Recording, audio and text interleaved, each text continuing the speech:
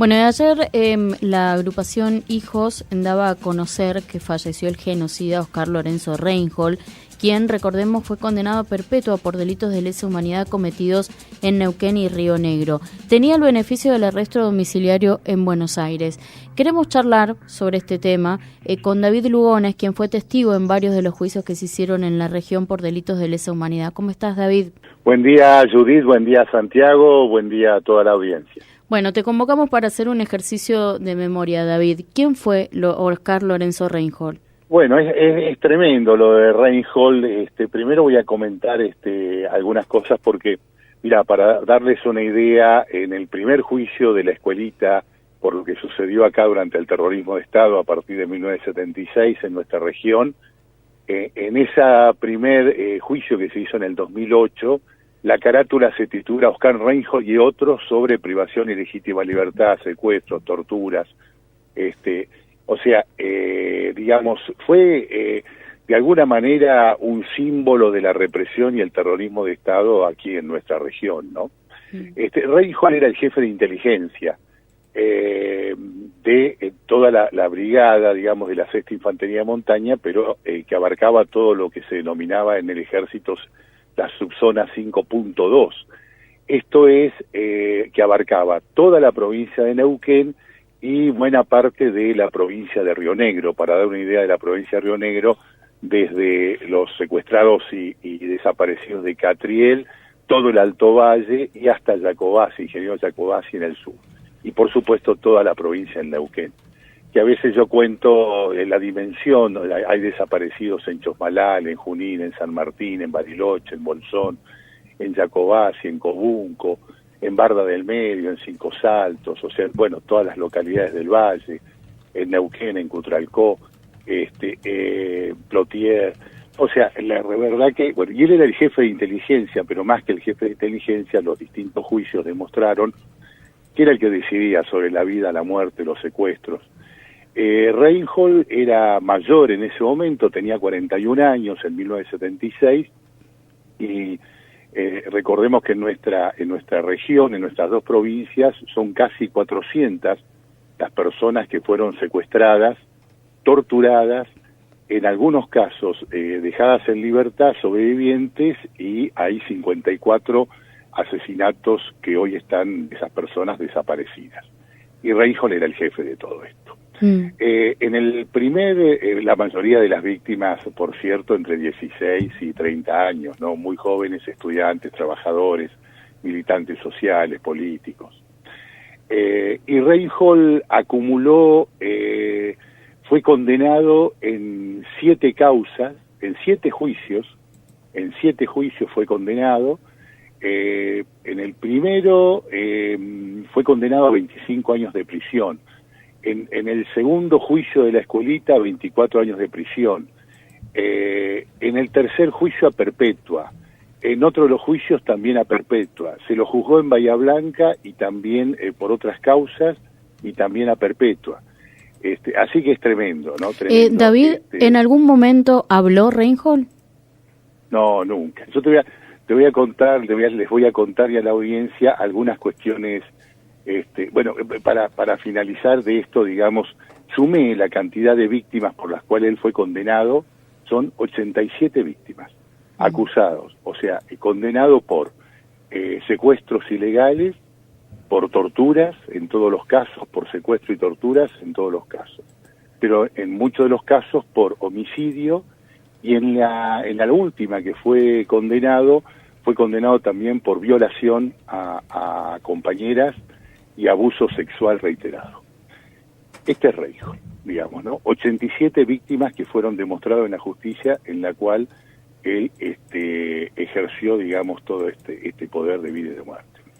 En el caso personal, digamos, y ahí voy, digamos, al tema, porque vos sabés que lo primero que yo me entero a través de mi madre y mi padre, cuando me buscaban mi libertad y reclamaban acá en Neuquén, recorriendo el comando y todo lo demás, el comentario en ese Neuquén más pequeño del 76 era que el que decidía todo era Reinhold. Era un mayor, no era general, no era teniente coronel, después ascendió a teniente coronel y coronel. Pero era simplemente un mayor, pero el comentario era que él, el Colorado Reinhold, como lo conocían, era el que decidía todo, el que decía la vida, la muerte, los secuestros. Entonces mis padres fueron a verlo, los recibió con un revólver, con una pistola arriba del escritorio, no les dio absolutamente nada de posibilidad de que yo saliera en libertad, ni de que se me acusaba, decía, era subversivo, es su hijo subversivo, pero ellos recuerdan la mirada de unos ojos celestes, fríos, calculadores, y de que tenía de atemorizantes, terriblemente, ¿no? Esto se repite después cuando Noemí Labrune cuenta en uno de los juicios que ellos iban a verlo con su esposo, Cristian Labrune, que los dos pertenecían a la Asamblea por los Derechos Humanos de Neuquén, y entonces reclamaban por los secuestros y por los desaparecidos que había en la región, y fueron a verlo.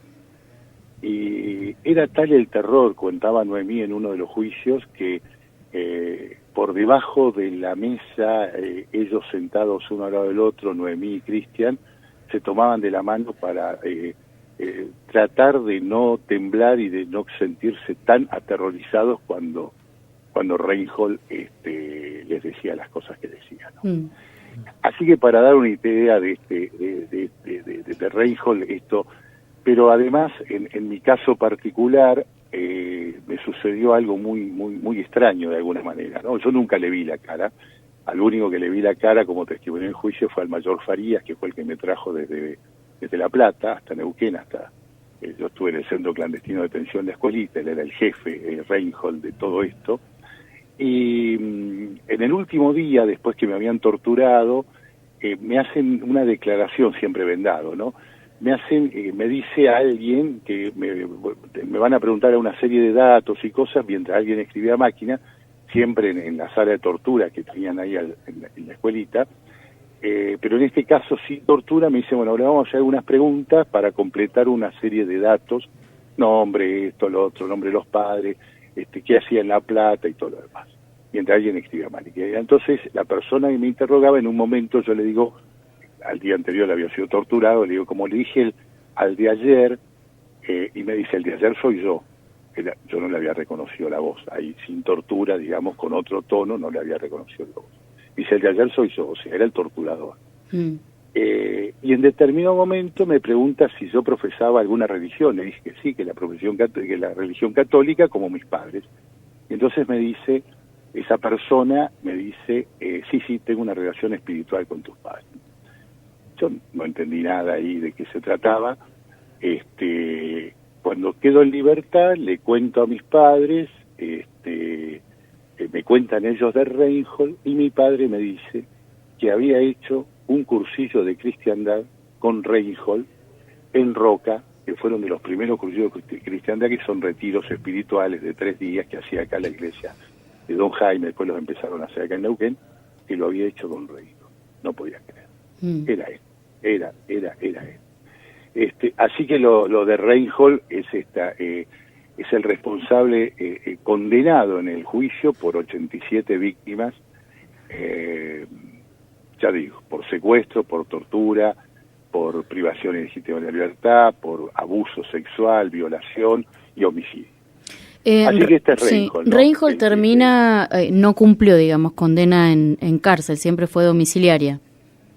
Siempre, sí, o sea, porque después de ya prácticamente había cumplido la edad para tener arresto domiciliario, así que terminó, digamos, prácticamente desde las primeras condenas, pero bueno, yo a veces pensaba, y charlábamos con Raúl Radonich ayer, que también estuvo en la escuelita, y decíamos, no celebramos la muerte, lo que celebramos es que terminó condenado, celebramos los juicios que se realizaron, la lucha de los organismos de derechos humanos que permitieron todo esto, y yo creo que Reinhold y todos los otros asesinos y genocidas en el resto del país jamás imaginaron que 50 años después iban a hacer noticia, como en el caso de Reinhold, por lo que ellos cometieron, todos los asesinatos y todo lo que cometieron durante el terrorismo de Estado, cuando solo tenían 40 años y se creían los dueños de la vida y la muerte, ¿no?